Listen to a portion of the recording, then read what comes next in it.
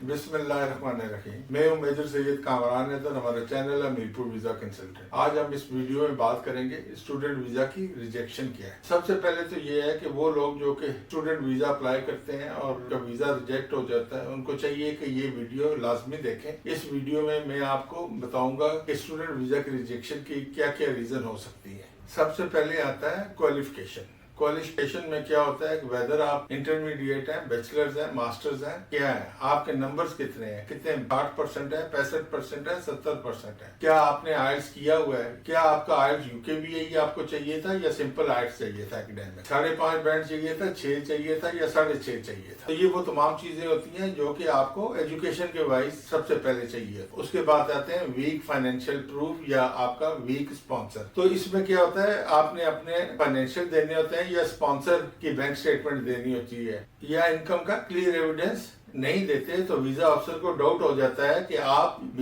जो एप्लीकेंट है वो एजुकेशन जिसके लिए वो पढ़ने जा रहा है वो अफोर्ड नहीं कर सकते। तीसरा रीजन जो है इसमें lack of intent to return है। इसमें क्या होता है, जो आपका एंट्री क्लियरेंस ऑफिसर या वीजा ऑफिसर है वो ये समझता है कि आपने स्टडीज के बाद वापस अपने मुल्क में नहीं आना और आपने वहीं पे स्टे करना। इसको जो रीजंस बनाए जाते हैं रिजेक्ट के, उसमें क्या होता है कि जो आपने प्रोग्राम चूज किया होता है अपनी पढ़ाई के लिए वो क्या है, और दूसरा आपका अपनी स्टडीज का गैप कितना है। मीन्स अगर आप 5-10 साल के गैप के साथ दोबारा स्टडी कर रहे हैं तो जो आपका वीजा ऑफिसर या एंट्री क्लियरेंस ऑफिसर है वो समझ जाता है कि इसने तो पढ़ना तो है नहीं, ये तो किसी न किसी रीजन बना के हमारे मुल्क में आना चाहता है, तो वो आपका वीजा रिफ्यूज कर दे। उसके बाद जो चौथा रीजन होता है, अमूमन जो आपकी स्टडीज होती हैं जो आपने अपनी होम कंट्री में की होती हैं उसके साथ आपका डिप्लोमा या कोर्स या स्टडीज मैच नहीं कर रही होती। मीन्स आपने इकोनॉमिक्स पढ़ा हुआ है तो उधर जाके आप कोई ऐसा सब्जेक्ट यूज करें जिसमें इकोनॉमिक्स नहीं आ रही, तो वो ये समझ जाते हैं कि ये इधर आके पढ़ना नहीं चाहता, इसने जस्ट एडमिशन लिया है, और इस रीजन के ऊपर वो आपका वीजा रिफ्यूज कर देते हैं। उसके बाद हम 5वें पॉइंट में आते हैं, स्टेटमेंट ऑफ पर्पस या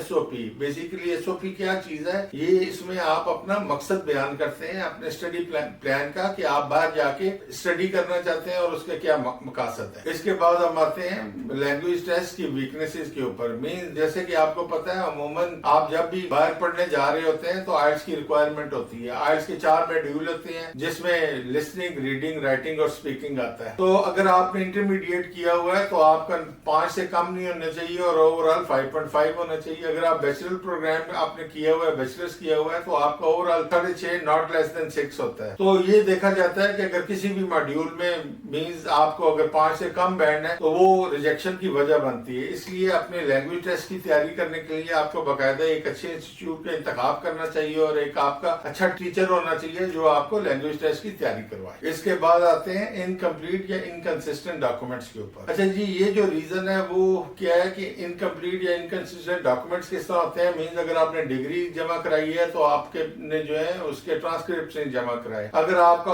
ऑफर लेटर आया है तो आपने एक्सेप्टेंस लेटर नहीं जमा कराया, या आपके डॉक्यूमेंट्स जो है वो वेरीफाई नहीं है, जिस तरह आजकल अपोस्टाइल हो रहा है, या आपने फॉरेन ऑफिस से अटेस्ट नहीं करवाया, तो ये भी रीजन बनती है वीजा रिफ्यूज होने। ये थी स्टूडेंट वीजा रिफ्यूजल पर वीडियो, किन वजह से वीजा रिफ्यूज हो जाता है। तो नेक्स्ट टाइम इन बातों का ख्याल रखें और अगर वीडियो अच्छी लगे तो लाइक और सब्सक्राइब करें। शुक्रिया।